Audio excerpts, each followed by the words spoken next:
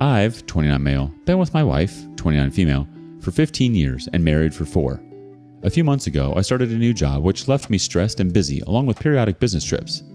After some suspicion, I finally caught her and she came clean about sleeping with another man, but I believe they've been engaging in an affair for months. We've quickly decided to divorce and move on. I'm struggling with the thought of being without her and the fact that she's so much happier with someone else. I found pictures of them together which I regret seeing. Where do I go from here? How do I pick up the pieces of my shattered life? Edit. Thank you all for your kind words. This pain is fresh and I'm trying my best to reach out to everyone. I need to go get my things after I get home this evening, which will be incredibly difficult, along with saying goodbye to my dog. Edit 2. This is incredibly difficult to walk away from everything. I'm incredibly close to her family and I'm struggling to pull the trigger. Edit 3. She has no desire to reconcile and at this point, nor do I. I've decided to take the dog with me and move on. We've been replaced in her life in a matter of days. I married a monster. Edit 4. I'm officially moved out and into my brother's place in another city. I feel extremely hopeful for my future, but I can't help but reminisce on all my good memories of us. My dog is taking this as hard as I am, but having lots of family around has been extremely valuable to us both. I'm learning to reach out to people for once in my life and not rely on one person or try to deal with it alone. Sharing my story online was never something I'd ever had considered in the past, and it's the best decision I've made so far. All the words here are reassuring and helping me deal with this incredible pain and suffering, one day at a time. The community has some additional thoughts. ICIC says, "You are an absolute champion. Found out and done. No games. Time will heal and then you will prosper." Knight's N2 chimes in, "Just keep in mind limerence is very real. That new shiny toy effect will wear off once they begin to process the relationship and she isn't using you both to get what she wants. Even if they appear happy, just wait a while and deep down the jealousy. Meanwhile, focus on yourself and becoming a better man. Learn from these events and become smarter and more knowledgeable. Take the good and try to let the bad go or heal it over time. When you find the right someone who does share your values for real instead of lie, it will be even better than with the fake person you had." Cavefish adds, "You're so young. You have..." Endings like this are never easy, but it's no good yearning to be with someone who A, doesn't want to be with you, B, proves that by cheating on you. I'm glad you took the dog. I totally think writing about it helped you through. You're a brave man. It's okay to reminisce, but please don't forget about what she did to you. You're absolutely right. You did marry a monster. And someone who loves you would never entertain the thought of cheating on you or your dog. Update. Wow, what a week. I can't thank the people of this community enough. I received an incredible amount of support and reassurance over the last week, and I'm thankful I had the courage to post here. This was the best decision I made in the first few hours of the bomb dropping. I have worked out rough details of the divorce with my soon-to-be ex-wife, and she's continuing to try and manipulate and be a victim in all of this. Thanks to the support of everyone in my life, including her sister and brother, I've been able to see past her behavior. I still have to work through not trying to care for her because that's all I've done for 15 years, but I can't help but be disgusting and ashamed of her. She will never be in my life again. I realized the things she wanted me to improve on in our marriage were caused by her. I wasn't happy with her and was afraid to admit that to myself, and I'm better off without her. I deserve so much more, and I'm not settling for anything but what I deserve. I'm incredibly optimistic for the future. I'm back in my hometown, connecting with my family and friends again, dreaming of a new future for me and my pup. I'm hitting the gym this week, meeting multiple friends I haven't talked to in years, and I hope to return to work after this. She didn't destroy my life. She gave me a new one, and I'm going to make the best of it. Endless Zenga adds to this, "She didn't destroy my life. She gave me a new one, and I'm going to make the best of it." So true. Make the best of newfound life. Don't ever settle for anything less than you deserve. All the best. Second Circle 43 adds, "I'm glad to hear you ditched her. Home is a place that a spouse should look forward to coming back to, not a gaslighting battlefield." Excellent, OP. You don't owe her anything. She kicked you in the balls. It's great to see you on top of the world like this. It's also nice to hear that your ex's brother and sister were so supportive of you. Life isn't over after infidelity or divorce. It's tough as hell, but we can crawl out of hell on our bellies. The best is yet to come, OP. Have you experienced infidelity? How did you crawl out of it? Share your stories below. Up next, sometimes we have to squint to see the light at the end of the tunnel. I just found out he betrayed me after I tried to give him everything, and I don't know what to do. Success story. My 24 female, now ex-fiance, 24 male, and I had been together for 3 years. Things weren't perfect, but we were happy and we were using the long engagement as a way to grow to be ready to be married. He is in a retail job working part-time while I'm working in a career I love full-time. He's not happy with his current job, but I was supporting him with whatever decisions he made and gave him advice however I could.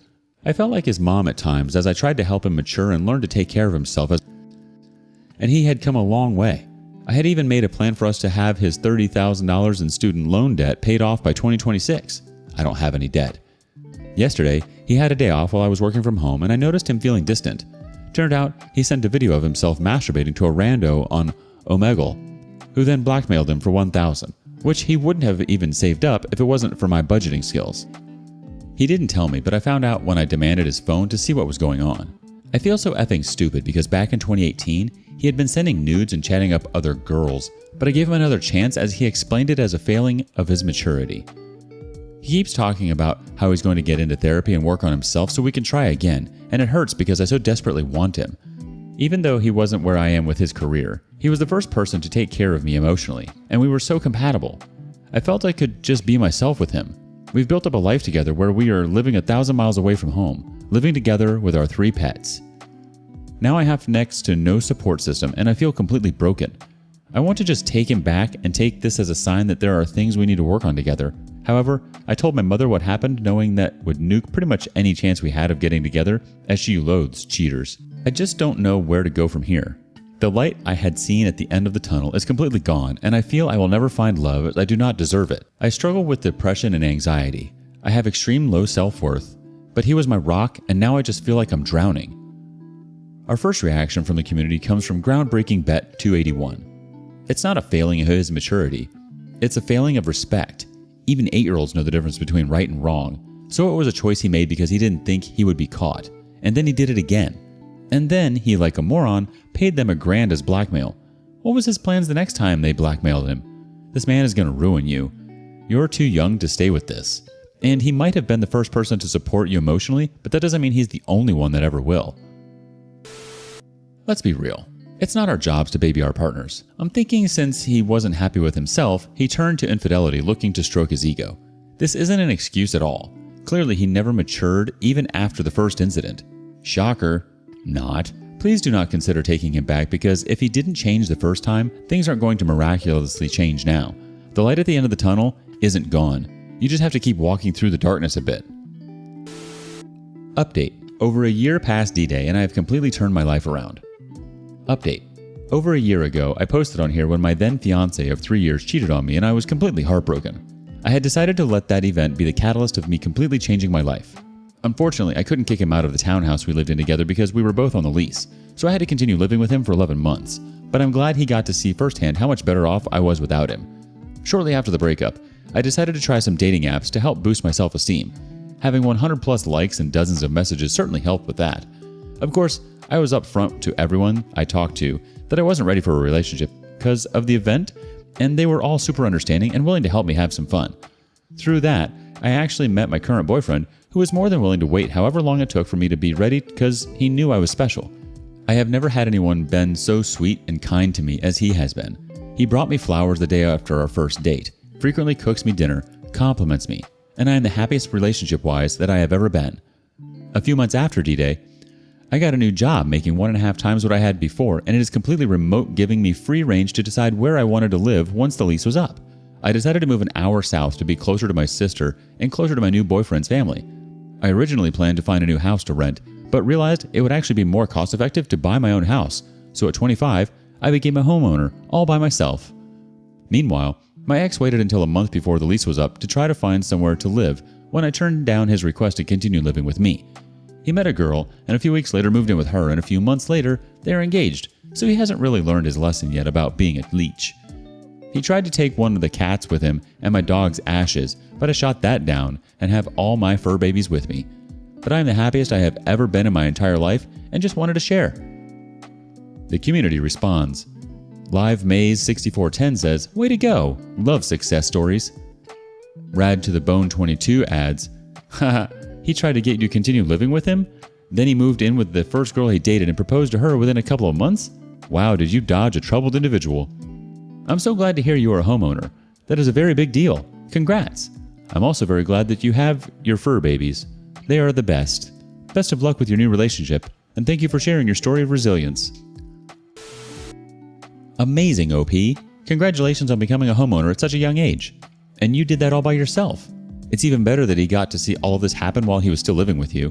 What an absolute leech. I don't think he'll ever learn. He just moved on to the next poor sucker.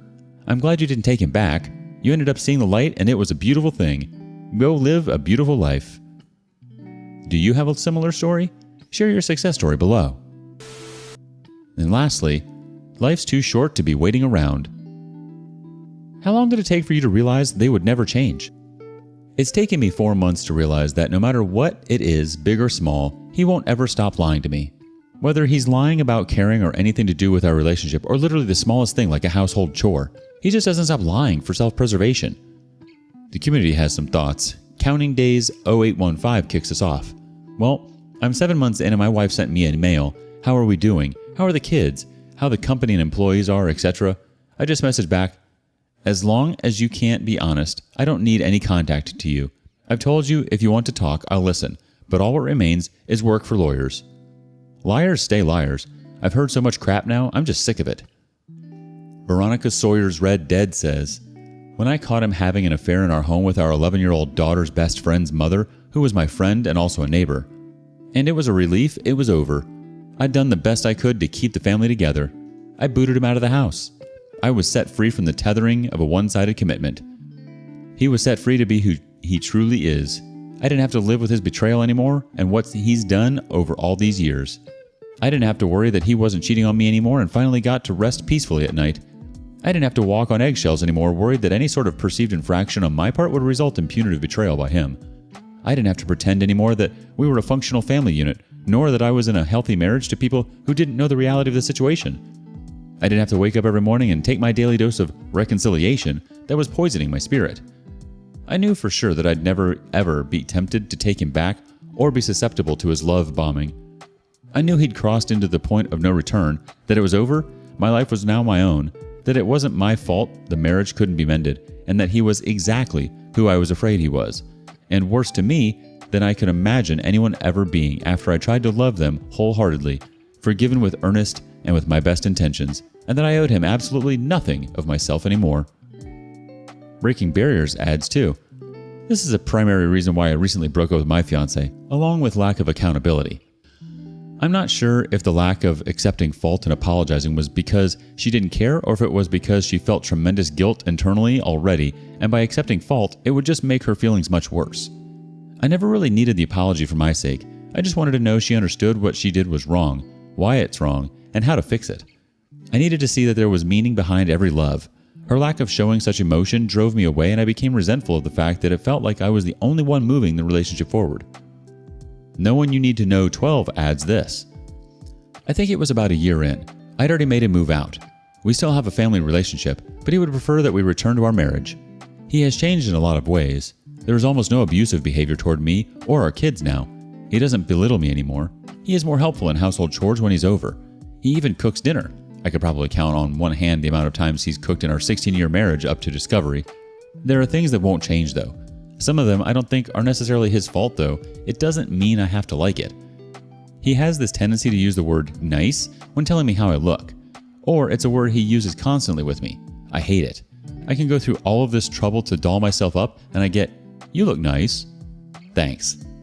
He also doesn't really get involved with the kids. I know almost everything going on with them. Instead of talking to them, he asks me. I can't figure out for the life of me why I have to be the go-between. I do all of the emotional labor with our kids. 2 have ASD and all 3 have ADHD.